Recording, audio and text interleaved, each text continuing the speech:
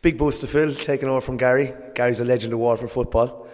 Like you said, Gavin, yeah, we started back in December. It's not easy training through the winter, as we found out last week, where we went a full week without getting any training in due to lack of pitches and the weather and what have you. But we've had a great response from the lads. They're a fantastic bunch to be around, to train with. Anything you ask them to do, they do it. And hopefully what we've put in the training field will come to fruition on Wednesday night. Yeah, let's hope so indeed. Just looking down through the panel as well, a great list of clubs represented from City, mid-county and right up to the west as well. Is a good strong panel there, Kenny. That's important. I mean, we're a small county, and the wider we can spread the net, the better, because we can't keep relying just on the same football clubs over and over again to produce lads. We need them to come from other areas, and like you say, we do have a good spread, particularly in the city, which is important because there's a huge population there, and it's often been neglected with regards to football. So hopefully this will be a start of things to come, and that we can get more lads from the city playing football for the county.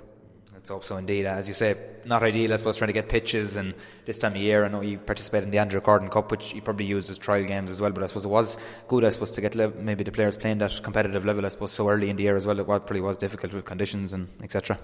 Yeah, look, conditions are a problem, but look, they're no different for what Clare will be for Wednesday night. They're no different for any other county.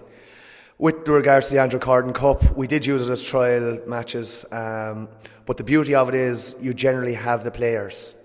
You're not sharing them with clubs, you're not sharing with other codes. You generally have the players to stick with. Obviously exams come into it, and we're in the week of the pre-leave insert, which doesn't help either. But at the start of the year we had them for a lot of the time, and hopefully we can make use of them. Yeah, let's hope so indeed. I suppose Clare, Miltown-Malbay, will be a lengthy journey. You were up there with, of course, your own club, Rathcormac, earlier on this year, I suppose last November, after you won the county final. It is a fair trek on a Wednesday night, but look, it is what it is, I suppose. Yeah, it's a long spin. There's no denying that. It's the heartland of Clare football, is West Clare, and they're not going to make it easy, and why should they? They have home advantage. We had them in Dungarvan last year and luckily got the win. Hopefully we get the same result this time. It is an early start. It's tough on parents or supporters who want to travel to be up in Miltown-Malbay for 7 o'clock on a Wednesday evening, but it is what it is, and we just have to go along with it. Yeah, absolutely indeed. I suppose last year Waterford would have entered as I suppose Clare would have entered as favourites, come down to Fairfield. Waterford overturned them, and I suppose the lads that are there on the panel again this year will be hoping to use that victory, I suppose, to drive them on, and I suppose have confidence going up to play Clare. Exactly. I mean, talking to some of the lads when we had a meeting at the start of the year, and the buzz that they got from coming out of Fairfield after winning the Munster Championship match, it doesn't happen too often for Waterford footballers, particularly at underage, and they want to recreate that buzz again Wednesday night. It's going to be a difficult challenge. As I say, we're up in Miltown-Malbay, but that's the challenge that's there, and that's what the players want to step up for. That's why they're training, that's why they're putting the effort in, to get that buzz and to get that victory and put Waterford football back on the map again.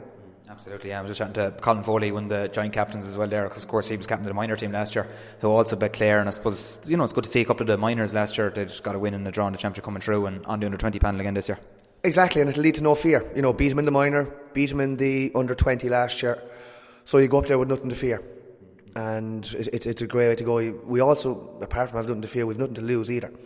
I presume I haven't checked any odds now, bookies wise, but I would imagine that we're not favourites. So there won't be a huge amount expected from nationwide, but ourselves here among our own group, we expect to perform, and we expect a big performance from the lads on Wednesday. Absolutely. I suppose getting a good start, that'll be crucial. I suppose trying to build yourself into the game, and I suppose not allow them to settle. They'll have the backing, as you say, of a huge home crowd. Yeah, exactly. I mean, the last thing we want is to them get on a roll, their home crowd get on a roll, and their fans cheering them on and pushing them on. If we can subdue that, get them thinking, this is harder than what we expected, and keep ourselves in the game coming up to the last 10 minutes, then it's anyone's, and that'll be the aim, to make sure we get a good start, keep ourselves in the game, and you get to the last 10 and anything can happen.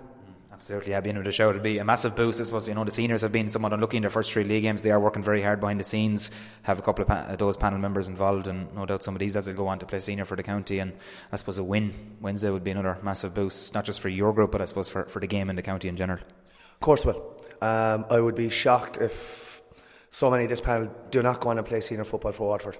They're extremely talented bunch. Like I said, they're great to work with. They take in all the information that's given. And look, the seniors have been unlucky. They've been very unlucky. If you look at their 3 results, I don't think the results have, predicted what the performance would be. Their performance has been a lot better than what the results have shown. And, it would be a massive boost again for everybody if we did get the win up there. And, we get Cork and Fraher Field the following Wednesday night. All-Ireland champions coming to town, not interfere, so happy enough, a lot of work on behind the scenes, management point of view, happy with the panel, and no fear going up to Miltown-Malbay. No fear, and of course, look, we'd always look for more, and we'd always look, like I said, we lost a week last week due to weather. There's nothing you can do about that, you just have to roll with it. These knocks happen, so you just bounce back and get on with it, and of course, we're looking for that win. Absolutely, and of course, finally then I suppose said it to 2 lads, it's not going to be easy Wednesday night for parents, but anyone who is around, get up there, give the lads a bit of support. They have put in a lot of work behind the scenes. Exactly. We'll be expecting that. We do get a follow-on from Waterford Football. We mentioned earlier that there's non-traditional clubs involved in the panel. There are the traditional clubs, Stradbally, Kilrosny, Rathcormac, Nair, they're all represented, Balnacorty. So we hope we get a follow-on from them to go up and give us a cheer. Good stuff. Best of luck Wednesday night, Kenny. Thank you very much, Gavin.